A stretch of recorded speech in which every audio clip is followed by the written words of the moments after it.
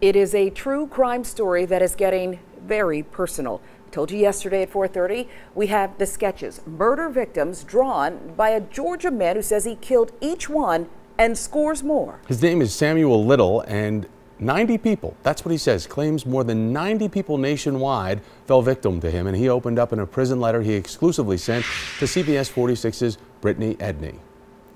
Sharon and Thomas, if Samuel Little's claims are true, well, he's committed unfathomable crimes with a number that could make him the most prolific serial killer in our history.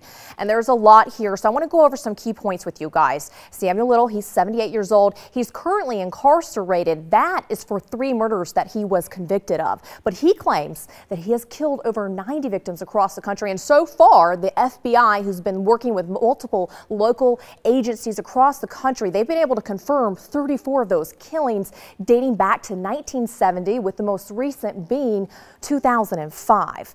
But the question of why he did these things, well, that can only be answered by one person, Samuel Little. So last month I reached out to him, and yesterday, well, I got this letter back. Personal insight, references to God. With the same hand he used to draw his victims, he penned this letter from prison. There's a certain braggadocio in it. Forensic psychiatrist Dr. Dave Davis digs deeper. On the topic of women, the self-proclaimed serial killer confesses he's been asked how he could have had so many over such a long time. Only God knows why anything happens. Well, you know, that shows a clear lack of introspection. Davis says victimhood is a common theme amongst serial killers. Most of them have, you know, they have a sad story that they tell you. That's the way they see it, that they were victims. They were neglected, they were abandoned, abused. Little writes, I have a long history and wildlife behind me, mostly involving women. Some of those women Samuel now sketches decades later. If this is accurate, it's remarkable. Detailed portraits. Sad eyes. With most of them portraying a more somber expression, which David says could be Little's way of expressing how he feels. That's what a Rorschach is, that the person who's taking the test projects part of them into the test. They can't help it. So how can a 78-year-old man retain such detailed memories with such clarity so many years later? He's got a book somewhere, or somehow he's got wonderful facial recognition, or he's been keeping a record of these people that he killed somewhere. And these portraits that he says he drew of these victims, you know, we've been looking over these as a team for the past 24 hours, just noticing a lot of the similarities. You know, we heard from the psychiatrist who said they all have that kind of sad eyes, very similar portrait style. Most of these are head on. There's only 2 in this stack where he puts them from the side. So we're kind of wondering what these women share and what could be possibly different. But we do know the one thing that they all have in common is the fact of the way that they died. I mean, they were all strangled, he says. It's like these drawings are trophies in a way. Yeah. And if this is his handwriting, we don't know. Right. But if it is, I mean, it says Atlanta Black College 1984.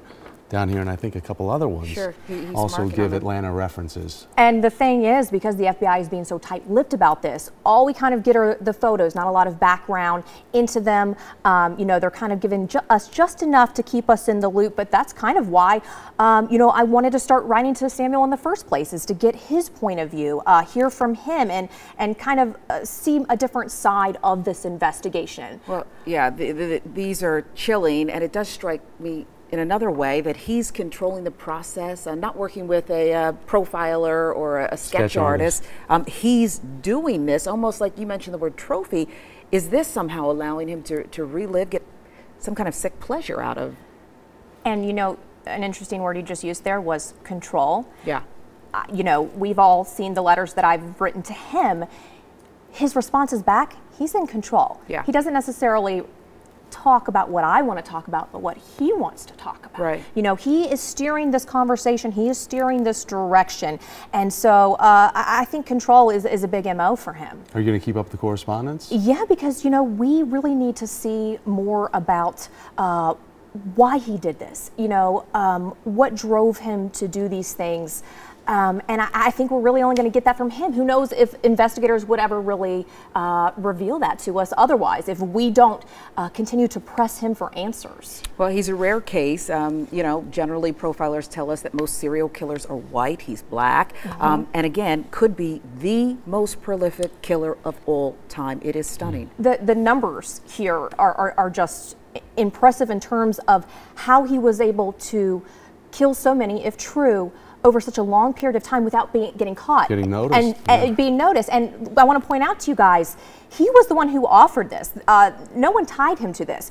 Right. He was in the middle of being switched to prisons, and he kind of used this as leverage of, hey, okay, guess what? I'm going to tell you this so that you don't send me to this prison. So wants credit. He wants credit. All right, Brittany, thank you.